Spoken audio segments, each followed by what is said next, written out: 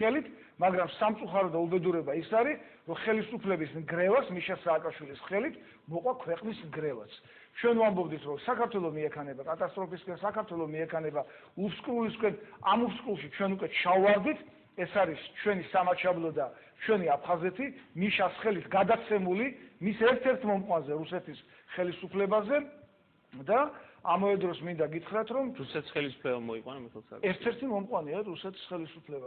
მე შეგახსენებთ იგორ ივანოვს, არ უნდა ამას დიდი შეხსენება, ყველას კარგად ახსოვს, როგორც ჩამობრძანა რუსეთის მეორე პირი, გაუხსნა მიშა სააკაშვილს მთავრობის სახლის კარებები და ფიანდას დაფენლის შეაბრძანა, ასევე როგორც წაიყვანა იგორ ივანოვმა ახსლანაბაშიძე და მთლიანად ჩააბარა აჭარაც მიხეილ სააკაშვილს საძარცვავად და საჯიჯგნად, ისე რომ მის ერთ-ერთი მომყვანია.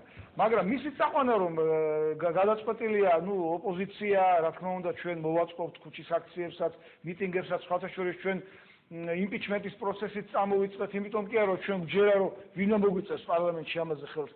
უბრალოდ სოფლიოს დასანახად მოვაწყეთ ეს ამბავი, რომ საქართველოში არის ჯგუფი ადამიანებისა, რომელმაც იმპიჩმენტის იურიდიული პროცესი წამოიწყო. ასევე საჭიროა ქუჩის აქციები, რომ სოფლიომ დაინახოს. ძალიან დიდი ბოდიში, ძალიან მოკლედ უბრალოდ. წეგან თქვენ ბრძანეთ, რომ ქუჩის აქციები, მე მაგალითად ვიტყოდი, რომ ხო თითქოს მრავალფეროვნებაა ამ თვალსაზრისით. კარგია ეს მომენტი, რა საშუალებებიც არსებობს ბრძოლის. რამდენად შედეგიანი იქნება ეს სხვა საკითხია, მაგრამ ეს იმპიჩმენტი იქნება, ანუ საკონსტიტუციო ნორმით იქნება თუ სხვა პოლიტიკური ბრძოლის მეთოდებით, მე მიმაჩნია და ჩვენ მიგვაჩნია, რომ ბრძოლა არ უნდა იყოს რაღაც ერთ კალაპოტში ყველამ ერთად ამ გეზით მივმართოთ. ჩვენ უნდა მივმართოთ ყველა იმ საშუალებით, რაც ხელგვეწიფება. რაც კი კონსტიტუციური და რაც კი კანონიერია და მე ერთ დავამატებ კიდევ. აქ მიშას წაყვანაზე ლაპარაკი აღარ არის. მან მართლა ეს ორ-სამ თვეში წავა და დაიხურავს ფულს და წაიყვანენ უпроსტად თვითონ საწავა.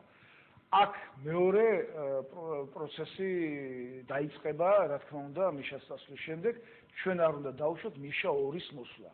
ეს გახლავთ ის, რაც დაუშვა თავის დროზე ედუარდ შევარდნაძემ, მოიყვანა თავისი ახალგაზრდა მემკვიდრე იმ გარანტიით, რომ მას ეკნებოდა საშუალება განსხვავებით ეცხოვრა სტანისის რეზიდენციაში და მას და მის ნათესაობას არ შეეხებოდა არავინ. მიშა 2 ვინ შეიძლება იყოს? მიშა 2 შეიძლება იყოს ის, ვისაც დატოვებს მიხეილ სააკაშვილი თავის მემკვიდრედ, რომელიც მას მისცემს სრულ ხელშეუხებლობის გარანტიას, მას არ აგებინებს პასუხს არაფერზე, რაც მან ჩაიდინა 7 ნოემბერს, რაც მან ჩაიდინა 7 აგვისტოს, აი ეს მიშა 2 არ უნდა დაუშვათ და კიდევ ერთი. მიშა 2 ნიშნავს კიდევ ერთ რაღაცას. არა მარტო მიხეილ სააკაშვილის მემკვიდრეს ნიშნავს, არამედ ნიშნავს იმას, რომ მიშა 2 შეიძლება იყოს ვაშინგტონის ან მოსკოვიდან მოვლენილი ვიღაც პიროვნება, რომელიც ქართველ ხალხს არ შეეკითხება და ისე დაგვისვავს ადამიანს, რომელიც ანგარიშვალდებული იქნება მის მომყვან მეტროპოლიასთან. კონკრეტულ ადამიანს და პიროვნებას ხედავთ ლიდერს, რომელიც შეიძლება მიშა 2 მიშაადვის კონკრეტულად ვის. მეც რა კონკრეტული გვარების დასახელებისგან თავს შევიკავებ, ყველა კარგად ხვდებით, ვინ იგულისხმება ან ირაკლი ალასანია? იცით რა, არ მინდა ახლა გვარების დასახელება, თუნდაც ბურჯანაძე რა, ბურჯანაძე არ მოიაზრება ასეთ ადამიანად?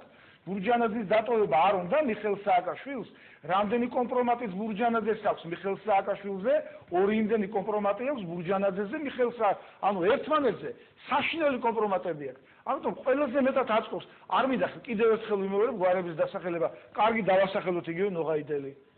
ამიტომ ჩვენ არ გვინდა რომ მიხეილ სააკაშვილმა თავისი მემკვიდრე დატოვოს როგორც ედუარდ შევარდნაძემ და ასევე არ გვინდა რომ რომელიმე იმპერიამ დაგვინიშნოს ჩვენ აქ ადამიანი, რომელიც ანგარიშვალდებული იქნება მის წინაშე, როგორც მიხეილ ნიკოლაევიჩი, როგორც მას მოსკოვში სიყვარულით უწოდებენ, ანგარიშვალდებულია თავისი რუსი მომყვანების წინაშე და მთელი სტრატეგიული ქონება გადასცა რუსეთს ბენდუქიძის ხელით და ბოლოს ენგურჰესიც კი. ბატონო ირაკლი, თქვენ რას ფიქრობთ?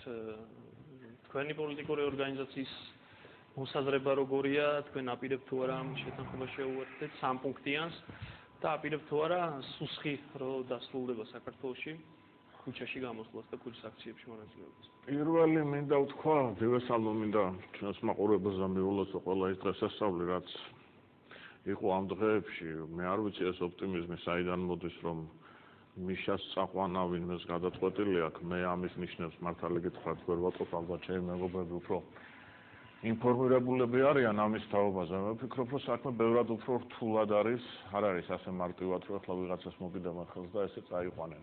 არც ისე მარტივად უყურებს საქმეს, რომ ობამას ხელისუფლებაში მას ლობისტები არ ახავს, ლეიბორისტებმა გამოაქვეყნეს ხო ამასინათ ინფორმაცია 2.800.000 არის გადახდილი ლობისტური მომსახურებაზე.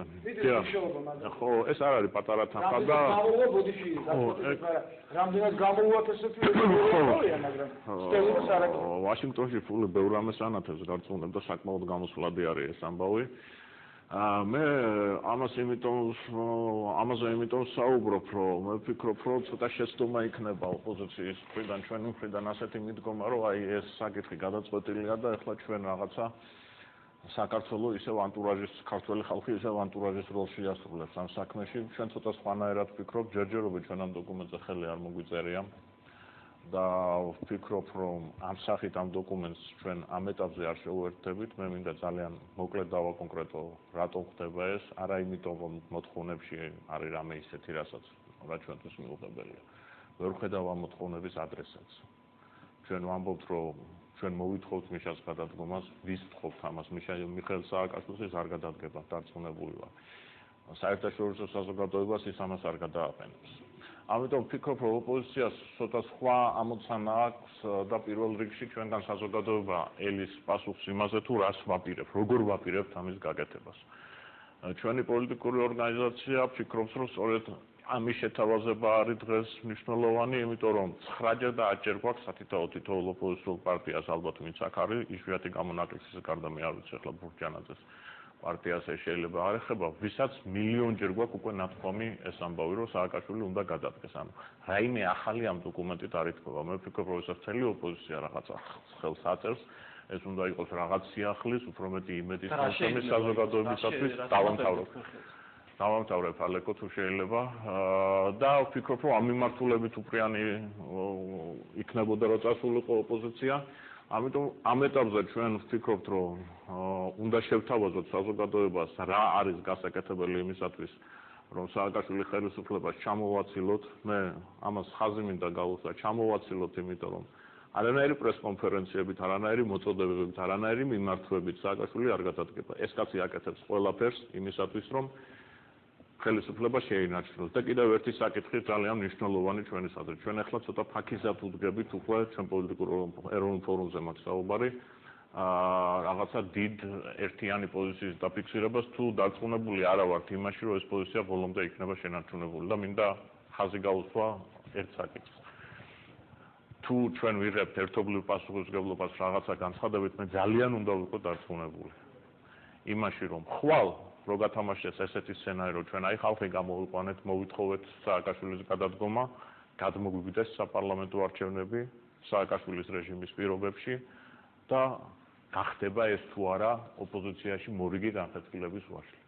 მე დღეს დარწმუნებული ვარ, რომ ეს იქნება ნაბიჯი, რომელსაც ხელისუფლება გადადგავს, სააკაშვილი გადადგავს თავის შესანარჩუნებლად და მე არა ვარ დარწმუნებული იმაში, რომ ოპოზიციის საკმაოდ დიდი ნაწილი, რომელიც დღეს აქ ხელს აწერს, არა ვარ დარწმუნებული იმაში, ყოველ შემთხვევაში არავის ეს არ განუცხადებია, რომ ისინი არ დათანხმდებიან სააკაშვილის პირობებში საპარლამენტო არჩევნებზე, რაც მე ვფიქრობ, ამ ეტაპზე ოპოზიციისათვის საკმაოდ სერიოზულ მარცხს გამოიწვევს.